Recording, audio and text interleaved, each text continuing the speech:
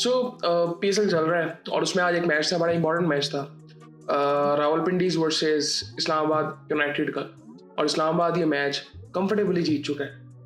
और जिस तरह हम शुरू में बात कर रहे थे इस्लामाबाद की कि शायद इस सीज़न उनका उस तरह से ना जाए, अभी तक तो वैसा बिल्कुल नहीं लग रहा। मतलब जिस तरह से ये खेल रहे हैं उसकी कई वजह भी हैं, उसके बारे में बात करते हैं। पिंडी ने पहले बैटिंग की और मोहम्मद रिजवान और यासिर खान जल्दी आउट हो गए और ग्लीसन ने क्या ज़बरदस्त बॉलिंग की है। आई थिंक पहला मैच वो खेला था, दूसरे में नहीं खेला था, फिर तीसरे में फिर खेला है और ज़बरदस्त बॉलिंग की है। यासिर खान भी जल्दी आउट हो गया था, 2-2 रन बनाए दोनों ने। उसके बाद कामरान गुलाम ने 50 रन बनाए 39 बॉलों में। डैरिल मिचेल ने 19 रन बनाए 15 बॉलों में।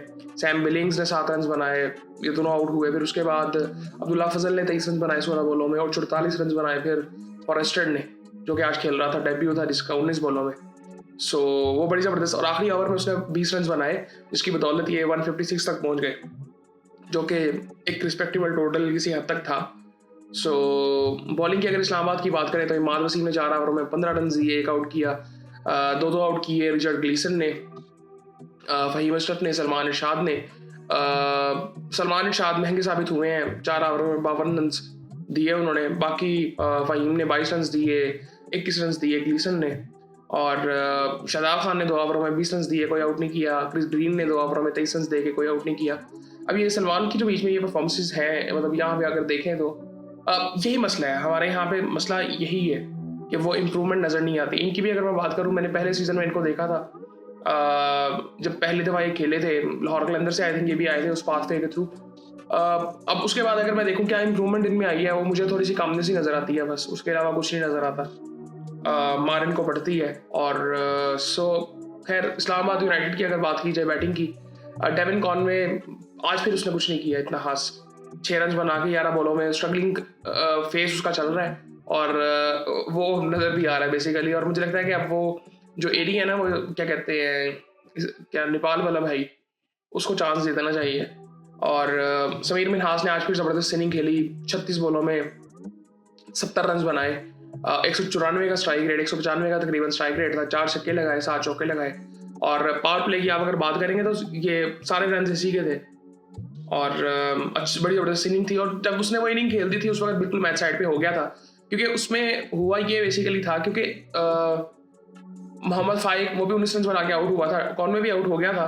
आमिर ने अच्छी बॉलिंग की थी, लेकिन जो इसने इनिंग खेल दी थी वो मैच बहुत दूर ले गया था विंडीज से। सो मार्क चैपमैन ने आगे 7 बॉलों में 24 रन बनाए, एक छक्का लगाया, 4 चौके लगाए।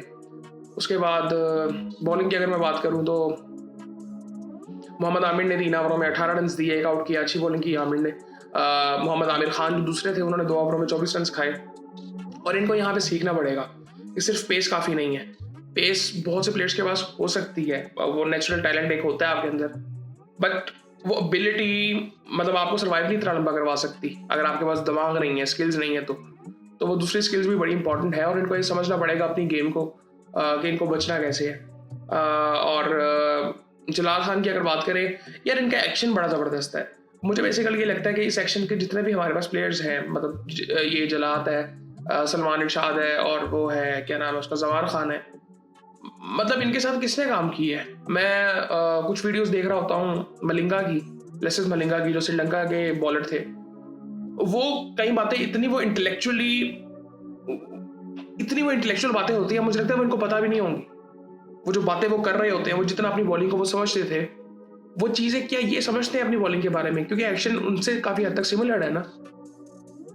सो थोड़ा सा चीज़ें वहाँ पे चेंज हो जाती हैं कि इस एंगल से किस तरह से बॉलिंग करनी चाहिए बेसिकली।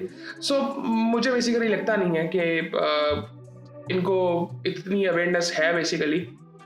इवन जवान खान की भी वो काफ़ी, मैं अगर इन तीनों में बात करूँ तो काफ़ी वो बेहतर थे। इवन ये लेफ्ट हैंडर है, बट रन्स इनको पड़े हैं, मतलब 38 रन ही पड़े हैं आजकल की क्रिकेट में, अगर देखा जाए तो इतने ज़्यादा नहीं है, लेकिन 38 रन पड़े हैं, एक आउट उन्होंने किया है। बट वो इम्पैक्ट कैसे डालना है, सो सीम से कैसे खेलना है, सो बड़ी ऐसी चीज़ें हैं। लेकिन वो मुझे नज़र नहीं आता कि इनको इतनी खास कोई पता है। ये जो इस स्टाइल के बॉलर्स हैं बेसिकली हमारे सर्कल में। रिशाद हुसैन ने 3 ओवरों में 36 रन दिए। रिशाद का भी कोई इतना खास टूर्नामेंट अभी तक जा नहीं रहा, बॉलिंग में भी और फील्डिंग में भी। उसके बाद फॉरेस्टर ने 1.2 ओवर्स किया, 18 रन उसने दिए थे। कामरान गुलाम ने 1 ओवर किया, 7 रन दिए। डैरिल मिचेल ने 1 ओवर में 12 रन दिए।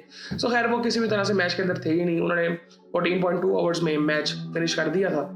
सो खैर पिंडी 3 में से 3 हार चुका है, इतनी बुरी टीम है नहीं ये मेरे ख्याल से। तो अभी मैं टॉप 2-3 टीम्स में देखूँ तो अभी भी है, लेकिन आई थिंक वो क्लिक कर नहीं पा रही।